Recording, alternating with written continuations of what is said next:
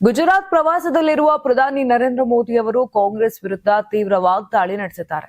ಸ್ವಾವಲಂಬಿ ಭಾರತ ಅಭಿಯಾನದಡಿ ಕೈಗೊಳ್ಳಲಾಗುತ್ತಿರುವ ಅಭಿವೃದ್ಧಿ ಯೋಜನೆಗಳ ಕುರಿತು ಮಾತನಾಡಿದ ಪ್ರಧಾನಿ, ದೇಶದಲ್ಲಿ ಅವ್ಯವಸ್ಥೆ ಹಾಗೂ ಅನಿಶ್ಚಿತತೆಯ ರಾಜಕೀಯಕ್ಕೆ ಜನರು ಅವಕಾಶ ನೀಡುವುದಿಲ್ಲ ಅಂತ ಹೇಳಿದ್ದಾರೆ.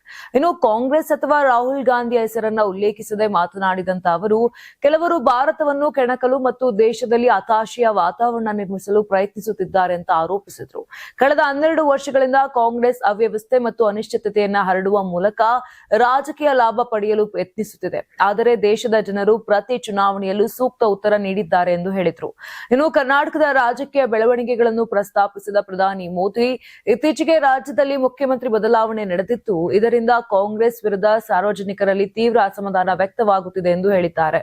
ಇದೇ ವೇಳೆ ಹಿಮಾಚಲ ಪ್ರದೇಶದ ಸ್ಥಳೀಯ ಸಂಸ್ಥೆಗಳ ಚುನಾವಣೆ ಹಾಗೂ ಹರಿಯಾಣ ಮತ್ತು ಪಂಜಾಬ್ನ ಚುನಾವಣಾ ಫಲಿತಾಂಶಗಳನ್ನು ಉಲ್ಲೇಖಿಸಿದ ಅವರು, ಕಾಂಗ್ರೆಸ್ನ ದುರಾಡಳಿತವನ್ನ ಜನರು ತಿರಸ್ಕರಿಸಿದ್ದಾರೆ ಎಂದು ಅಭಿಪ್ರಾಯಪಟ್ಟರು. ಒಟ್ಟಾರೆ ಅಭಿವೃದ್ಧಿ, ಸ್ಥಿರತೆ ಮತ್ತು ಆತ್ಮನಿರ್ಭರ ಭಾರತದ ಪರ ಜನರು ಸ್ಪಷ್ಟ ಬೆಂಬಲ ವ್ಯಕ್ತಪಡಿಸುತ್ತಿದ್ದು, ಗೊಂದಲ ಮತ್ತು ಅನಿಶ್ಚಿತತೆಯ ರಾಜಕೀಯಕ್ಕೆ ದೇಶದಲ್ಲಿ ಸ್ಥಾನವಿಲ್ಲ ಎಂಬ ಸಂದೇಶವನ್ನ ಪ್ರಧಾನಿ ಮೋದಿ ತಮ್ಮ ಭಾಷಣದಲ್ಲಿ ಪುನರುಚ್ಚರಿಸಿದರು.